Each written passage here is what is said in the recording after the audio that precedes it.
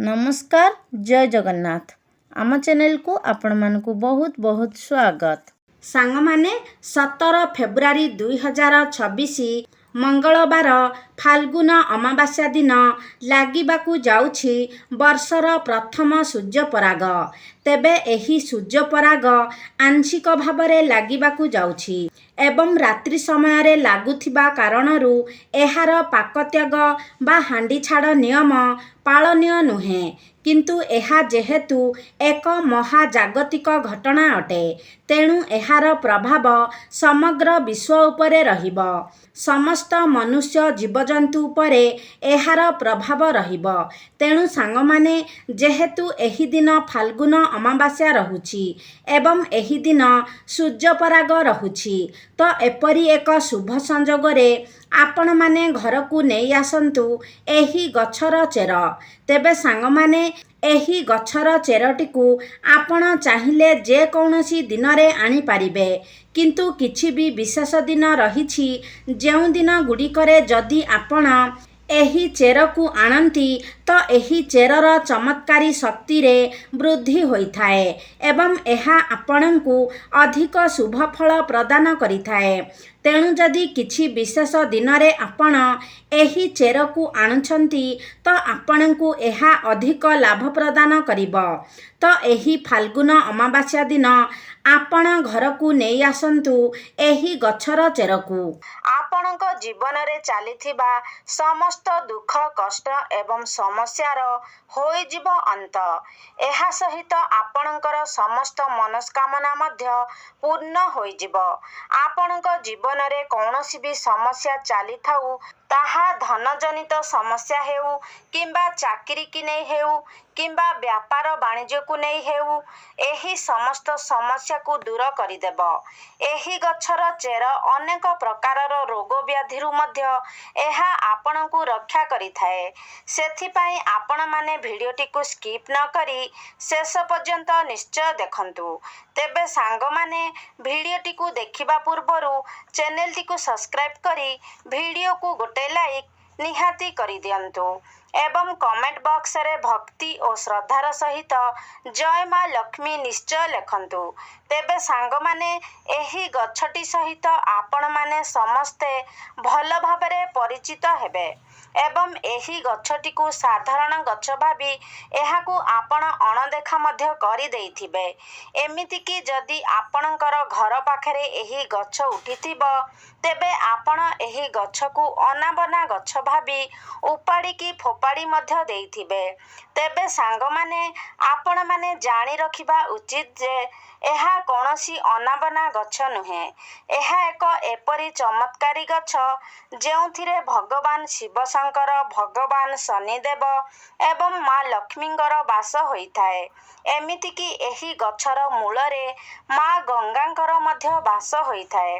तेबे आपण जदि एही गछर तांत्रिक एवं आयुर्वेदिक गुण विषय जानिबे तेबे आपणक पाई मध्य एही गछटी अत्यंत मूल्यवान होइजिबो एवं एही गछटी को आपण मध्य निजर दिनचर्चा रे व्यवहार करिबाकू लागिबे। जदि आपण निज जीवन रे दुख, दरिद्रता, कष्ट एवं अनेक गुड़िए समस्या पाई चिंतित अछंती तेबे एही गछर व्यवहार करी आपण ए समस्त समस्यारू मुक्ति पाई परिबे। तेबे सरल भाषा रे कहिबाकू गले जदि आपणक जीवन रे धन जनित समस्या देखा जाउछि, धन जनित समस्या को नहीं आपण चिंतित अछंती तेबे एही गछ को जदि आपण सठिक भाबरे साधना करिनेबे अर्थात एही गछ सहित जड़ित उपाय गुडी को आपण सठिक भाबरे करिनेबे तेबे निश्चय भाबरे आपणकु मां लक्ष्मींकर कृपा प्राप्त हेबो एवं आपणक जीवन रे चलीथिबा समस्त धनजनित समस्यार मध्य समाधान होइजिबो एवं विभिन्न दिगरु आपणकर रोजगार हेबो, जहा फलरे आपणकर आर्थिक स्थिति मध्य धीरे धीरे सुदृढ़ हेबाकू लागिबो।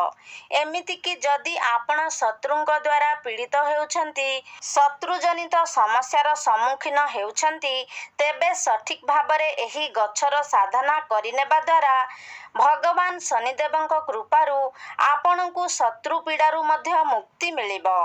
ଏମିତିକି ଅନ୍ୟ କିଛି କାରଣ ପାଇଁ ଯଦି ଆପଣ ନିଜ ଜୀବନରେ ଚିନ୍ତିତ ଥିଲେ, ଆପଣଙ୍କର ଭାଗ୍ୟ ଆପଣଙ୍କର ସାଥ ଦେଉନଥିଲା, ତେବେ ଆପଣଙ୍କୁ ସଠିକ୍ ଭାବରେ ଏହି ଗଛଟିର ସାଧନା କରିବାକୁ ହେବ ଏବଂ ପ୍ରଭୁ ଭୋଳାଶଙ୍କରଙ୍କର ଆଶୀର୍ବାଦ ମଧ୍ୟ ପ୍ରାପ୍ତ କରିବାକୁ ହେବ।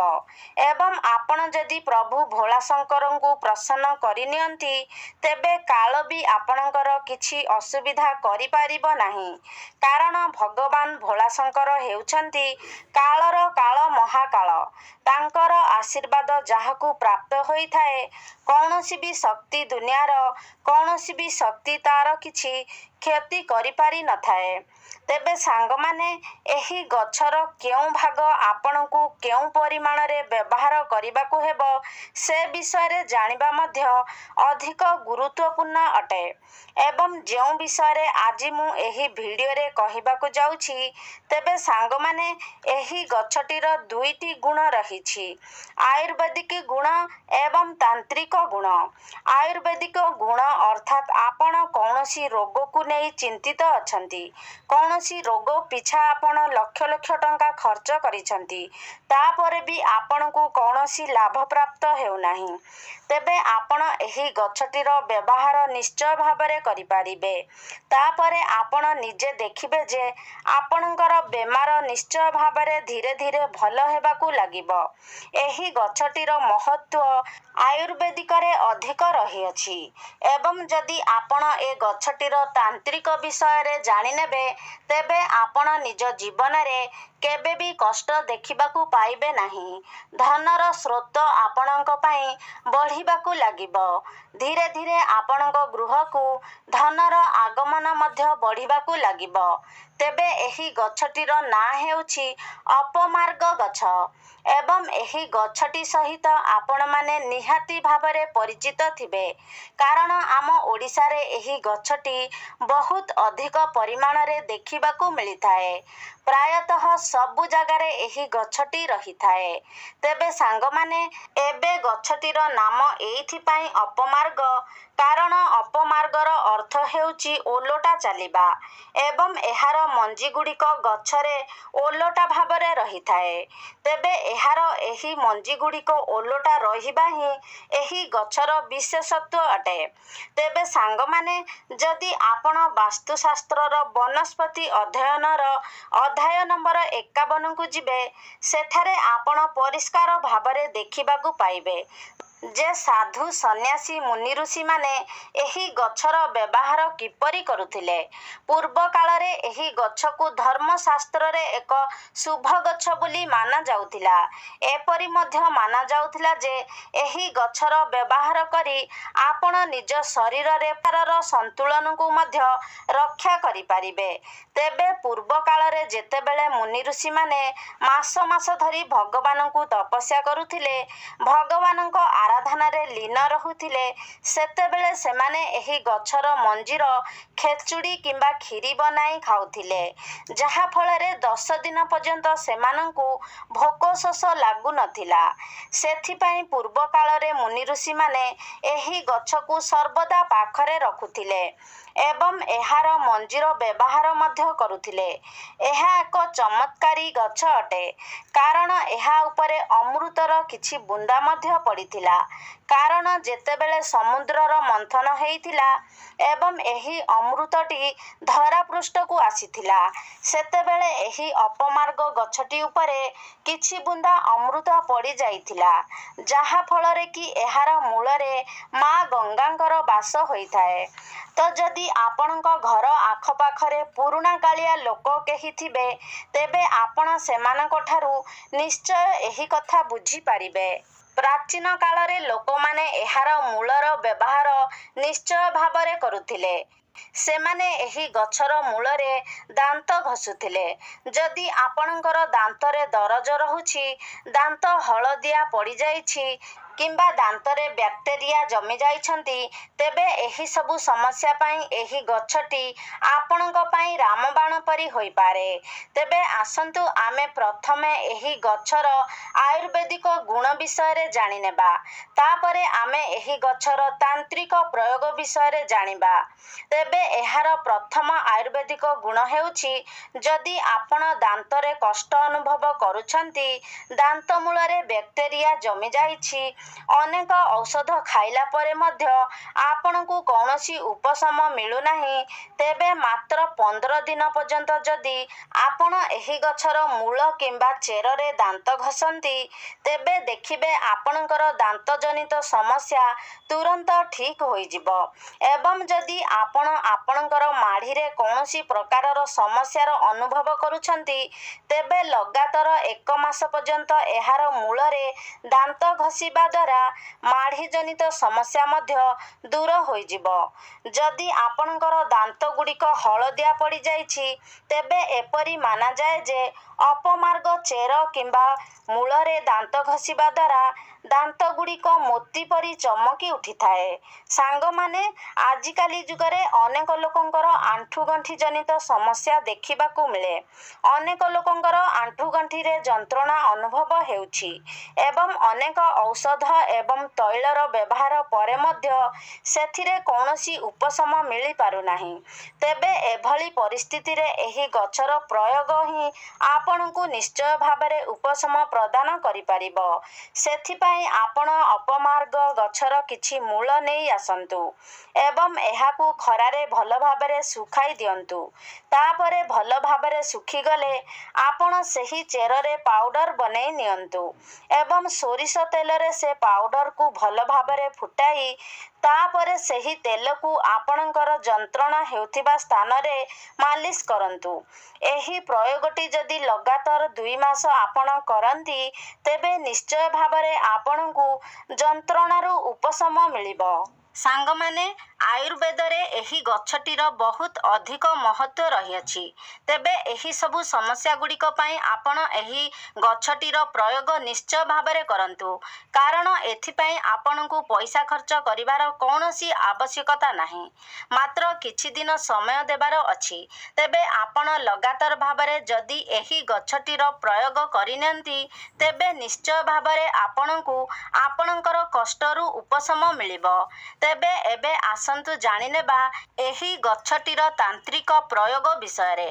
ସାଙ୍ଗମାନେ, ଆପଣମାନେ ଜାଣିଥିବେ, ଏପରି ଅନେକ ବ୍ୟକ୍ତି ରହିଥାନ୍ତି ଯେଉଁମାନେ ସର୍ବଦା ସେମାନଙ୍କ ଶତ୍ରୁଙ୍କ ଦ୍ୱାରା ପୀଡ଼ିତ ହୋଇଥାନ୍ତି।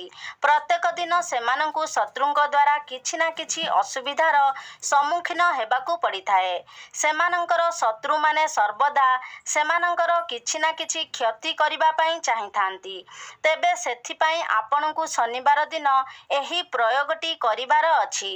ଶନିବାର ଦିନ ଆପଣ ଅପମାର୍ଗର ମଞ୍ଜି ଛିଡ଼ାଇ ଆଣନ୍ତୁ ଏବଂ ଏହାକୁ ଏକ ନାଲି କପଡ଼ାରେ ବାନ୍ଧି ଦିଅନ୍ତୁ। ତାପରେ ଆପଣ ଏହି କପଡ଼ାଟିକୁ ଧରି ଶନି ଠାକୁରଙ୍କର ମୂର୍ତ୍ତି କିମ୍ବା ଫଟୋର ପାଖରେ ବସନ୍ତୁ। ଆପଣ କେବେ ବି ଶନିଦେବଙ୍କର ସାମ୍ନାସାମ୍ନି ବସିବେ ନାହିଁ। ଡାହାଣ ପାଖରେ କିମ୍ବା ବାମ ପାଖରେ ବସିବେ। ତାପରେ ଆପଣ ଶନି ଚାଳିଶାର ପାଠ କରନ୍ତୁ। ତେବେ ଆପଣଙ୍କୁ 51 ଥର ଶନି ଚାଳିଶାର ପାଠ କରିବାର ଅଛି। ତାପରେ ଆପଣ ଏ ଯେଉଁ କପଡ଼ାଟି ରଖିଥିବେ, ଯେଉଁଥିରେ ଅପମାର୍ଗ ମଞ୍ଜି ବାନ୍ଧିକରି ରଖିଥିବେ, ସେହି କପଡ଼ାକୁ ଆପଣ ଏପରି ସ୍ଥାନରେ ରଖିବେ ଯେଉଁଠାକୁ କେହି ଯିବା ଆସିବା କରୁନଥିବେ। ତାପରେ ଆପଣ ନିଜେ ଲକ୍ଷ୍ୟ କରିପାରିବେ ଯେ ଆପଣଙ୍କର ଶତ୍ରୁ ଯେତେ ବି ଶକ୍ତିଶାଳୀ ହୋଇଥାଉ, ଏହି ଉପାୟଟି କରିବା ଦ୍ୱାରା ସେ ତାର ସବୁ ଚେଷ୍ଟାରେ ବିଫଳ ହେବ। ଆପଣଙ୍କର ଶତ୍ରୁମାନେ ଆପଣଙ୍କର କ୍ଷତି କରିବାରେ କଦାପି ବି ସମର୍ଥ ହୋଇପାରିବେ ନାହିଁ ଏବଂ ଯଦି ଅକାରଣରେ ଆପଣଙ୍କର କେହି କ୍ଷତି କରିବା ପାଇଁ ଚାହୁଁଥିବ, ତେବେ ଓଲଟା ତାର ହିଁ କ୍ଷତି ହେବ। ଦ୍ୱିତୀୟରେ, ଯଦି ଆପଣ ଚାହୁଁଛନ୍ତି ଆପଣଙ୍କର ବ୍ୟାପାର ବା ବ୍ୟବସାୟରେ ଉନ୍ନତି ହେଉ, ଆପଣଙ୍କୁ ଲାଭପ୍ରାପ୍ତ ମୁହୂର୍ତ୍ତ ହେଉ, ତେବେ ଶୁକ୍ରବାର ଦିନ ଆପଣଙ୍କୁ ଏହି ଉପାୟଟି କରିବାର ଅଛି। ଶୁକ୍ରବାର ଦିନ ଆପଣ ଏହାର ମଞ୍ଜିକୁ ଛିଡ଼ାଇ ଆଣନ୍ତୁ ଏବଂ ଲାଲ କପଡ଼ାରେ ବାନ୍ଧି ତା ଉପରେ କିଛି ସିନ୍ଦୁର ରଖିଦିଅନ୍ତୁ। ତାପରେ ଆପଣ ଏହାକୁ ନିଜର ବ୍ୟାପାର ବାଣିଜ୍ୟ ସ୍ଥଳରେ ରଖିଦିଅନ୍ତୁ। ଯେଉଁଠାରେ ଆପଣ ପଇସା ରଖୁଛନ୍ତି, ସେହି ଡ୍ରରେ ଆପଣ ସେହି କପଡ଼ାଟିକୁ ରଖିଦିଅନ୍ତୁ। ଦେଖିବେ ଆପଣଙ୍କର ବେପାର ବାଣିଜ୍ୟରେ ଲାଭ ହେବାକୁ ଲାଗିବ ଏବଂ ଧନର ବୃଦ୍ଧି ହେବାକୁ ଲାଗିବ। ତୃତୀୟରେ, ଯଦି ଆପଣଙ୍କୁ ଲାଗୁଛି ଯେ ଆପଣଙ୍କ ପଛରେ ଭୂତ ପ୍ରେତର କିଛି ପ୍ରଭାବ ରହିଛି, ଆପଣଙ୍କୁ ଭୂତ ପ୍ରେତ ଜନିତ ସମସ୍ୟାର ସମ୍ମୁଖୀନ ହେବାକୁ ପଡ଼ୁଛି କିମ୍ବା ଆପଣଙ୍କ ଉପରେ ତନ୍ତ୍ରମନ୍ତ୍ରର ପ୍ରୟୋଗ କରାଯାଇଛି, କୌଣସି କଳା ଯାଦୁର ପ୍ରଭାବ ରହିଛି, ତେବେ ଆପଣ ନିଶ୍ଚୟ ଭାବରେ ଏହି ଉପାୟଟିର ପାଳନ କରନ୍ତୁ। ଏହି ଉପାୟଟି କରିବା ପରେ ଆପଣଙ୍କ ଉପରେ କୌଣସି ବି ନକାରାତ୍ମକ ଶକ୍ତିର ପ୍ରଭାବ ପଡ଼ିବ ନାହିଁ।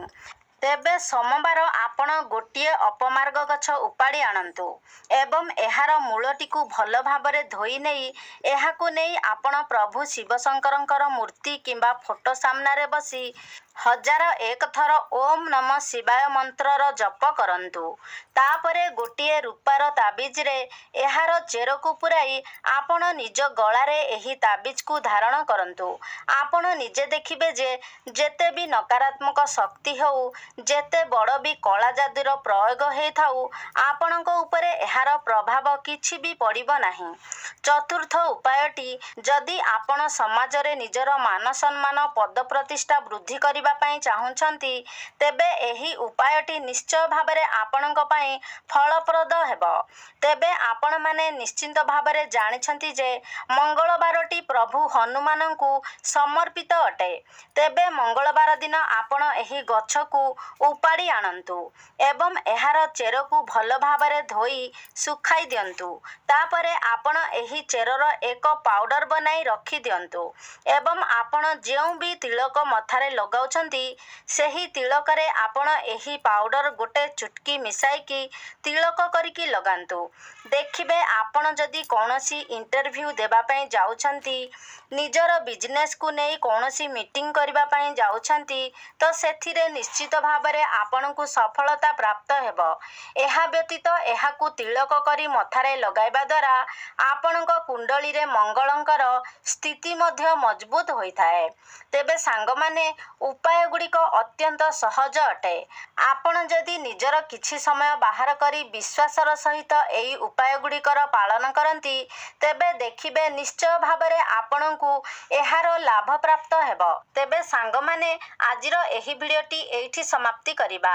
ଯଦି ଆଜିର ଭିଡ଼ିଓଟି ଆପଣମାନଙ୍କୁ ଭଲ ଲାଗିଛି, ତାହେଲେ ଲାଇକ୍ କରିବେ, ସେୟାର କରିବେ। ଆମ ଚ୍ୟାନେଲକୁ ଯଦି ସବସ୍କ୍ରାଇବ୍ କରିନାହାନ୍ତି, ତାହେଲେ ସବସ୍କ୍ରାଇବ୍ କରିବେ।